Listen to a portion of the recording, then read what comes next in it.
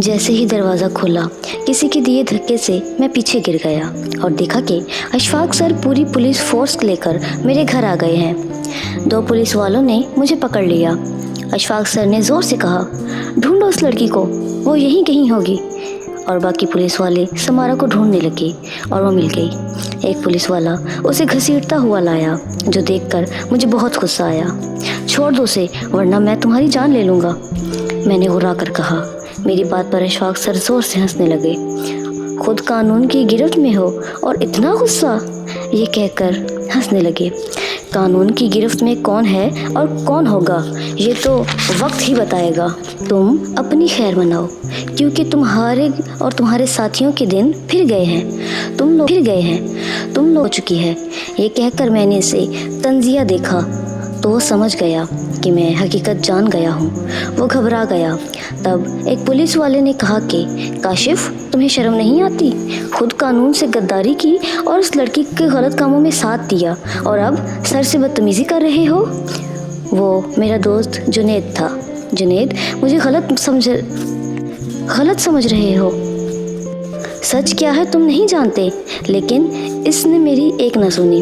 अशफाक के कहने पर वो हमें थाने ले गए, जहाँ बच्चे के वालिदैन, सीनियर डॉक्टर नगीना और समारा के वालिदैन पहले से मौजूद थे। बच्चे को अपने सामने सलामत देखकर बच्चे के वालिदैन उससे लिपट गए। बच्चे से मिलने के बाद उसकी माँ समारा की तरफ आई और उसे ज़ोरदार थप्पड़ दे मारा और उसे बुरा भला कहने लगी और बद्दुआएं देने लगी। मैं बहुत चिल्लाया कि इसमें इसका कोई कसूर नहीं है, इसने जान बचाई है, लेकिन किसी ने मेरी बात पर तवज्जो न दी।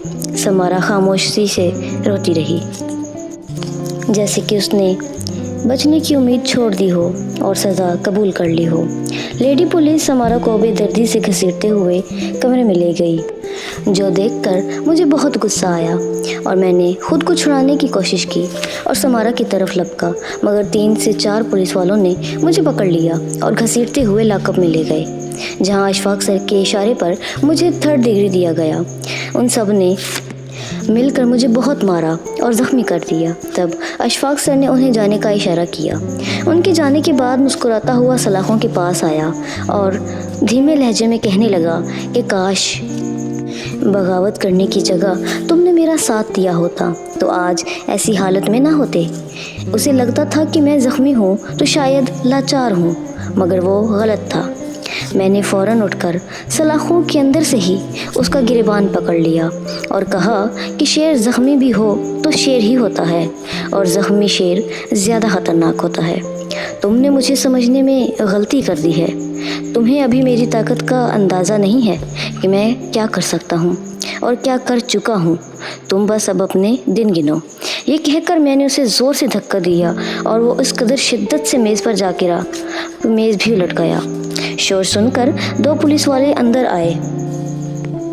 अशफाक को गिरा देखकर उसे उठाने लगे और पूछने लगे कि क्या हुआ। तब अशफाक ने बताया कि काशिफ ने मेरा गिरबान पकड़ा और मुझे ज़ोर से धक्का दिया, मैं गिर गया। उनकी ये बात सुनकर दोनों काफ़ी हैरान हो गए, क्योंकि मेज़ लॉकअप से काफ़ी दूर था और मैं बेहद ज़ख्मी, तो मैं उन्हें धक्का कैसे दे सकता था। लेकिन वो दोनों अशफाक की बात से इत्तेफाक न करते हुए भी यहाँ हाँ में हाँ मिलाते गए। बहरहाल अशफाक एक हकीकत से बेखबर था। वो नहीं जानता था कि मैं कौन हूँ, किसका बेटा हूँ। उसे लगा कि मैं इसी नौकरी के पैसों पे गुजारा करने वाला मामूली सा पुलिस वाला हूँ। वो ये नहीं जानता था कि ये नौकरी मैं बस अपने शौक़ के लिए कर रहा हूँ, वरना मैं उस जैसे 50 पुलिस ऑफिसर चलते चलते ख़रीद लूँ जो सुबह शाम मुझे सलाम करें। खैर, उसी वक्त बाहर से मुझे कुछ आवाज़ें सुनाई दी, जिनमें खुशी का इजहार किया मैंने। मुझे देखकर अशफाक को कुछ समझ नहीं आ रहा था कि इतने में सर शकील अपने पुलिस फोर्स और मेरे बाबा 8-10 वकीलों को लेकर थाने दाखिल हुए, जिन्हें देखकर अशफाक घबरा गया। जब बाबा की नज़र मुझ पर पड़ी तो वो फ़ौरन मेरी तरफ लपके। किसने मेरे बेटे को जेल में डाला? किसकी हिम्मत हुई ऐसा करने की? मैं छोड़ूंगा नहीं उसे, निकालो मेरे बेटे को बाहर, बाबा गुस्से से चिल्लाए। सर शकील نے اشفاق سر سے پوچھا کہ کاشف کو کس جرم میں گرفتار کیا گیا ہے اور 3rd ڈگری کیوں دیا گیا۔